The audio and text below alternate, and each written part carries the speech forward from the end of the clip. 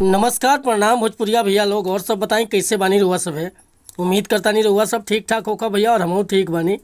आज उपस्थित बानी रउआ सब के बीच में लेके बहुत बढ़िया ऑर्केस्ट्रा मैटर, और दिल से बताओ तानी भैया कि एक नया म्यूजिक बनवा के अब बढ़िया ढंग से गायकी कर देता नहीं तो गाना बच जाए भैया। बहुत मस्त मैटर बा। तो चलिए देर न करते हुए मैटर के शुरुआत कर लिया कि आखिर कैसे गावे के बा, का एक धुन बा, का लय बा।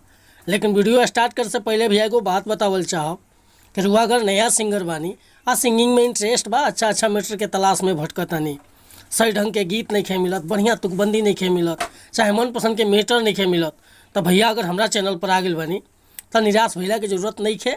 रुआ जैसन भी मैटर चाहत हो खब लिखवावे के बिल्कुल उचित चार्ज पर रुआ के फर्स्ट क्लास के मैटर मिल जाए भैया। काहे कि हम हर तरह के गीत लिखेनी, हिंदी में भी, भोजपुरी में भी, और ट्रैक पर भी, और नया सॉन्ग भी। कोनो प्रकार के गीत लिखवाओ के बा, जैसे कि sad song, love song, orchestra song, धोबी गीत, पूर्वी गीत, निर्गुण गीत, चाहे रंगदारी गीत, हर तरह के मैटर हुआ के मिली भैया हमरा कलम के जरिए बिल्कुल उचित चार्ज पर, व्हाट्सअप के जरिए डमी के साथ। तो कहल चाहे आपके चैनल पर पहली बार आए तो चैनल के सब्सक्राइब कर ली, बेल आइकन प्रेस कर ली, ताकि हर रोज रुआ नया नया मैटर सुने के, देखे के और गावे के मिलत रही भैया।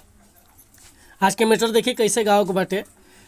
एगो लड़का एगो लड़की के कहता, का कहता कि पेन होता रे से कसी डरेस झलकौआ, आधा पूरा हिलैले बड़े गौआ।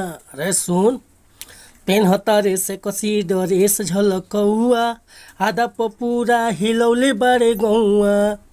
कके गुमान जवानी पयापन हमारा के बोले चीटर, आ कहबा गारंटी के बारे पवित्र। बोलना हाँ कहबा गारंटी के बारे पवित्र। तब भैया ये मुखड़ा लेकर हुआ सबके बीच में उपस्थित रहनी है।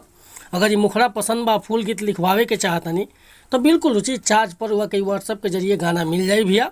और हाँ, एगो बात बता दिहल चाहतनी, रुआ अगर नया म्यूजिक भी बनवावे के बा तो बेहिचक कॉल या व्हाट्सअप कर सकीला। हमारे व्हाट्सअप के नंबर बा 8874473128। मिला तनी फिर से अगला वीडियो में कुछ नया गाना के साथ। तब तक लिए अनुमति चाहता नहीं। नमस्कार प्रणाम धन्यवाद भैया। जय हिंद, जय भारत, जय भोजपुरी समाज।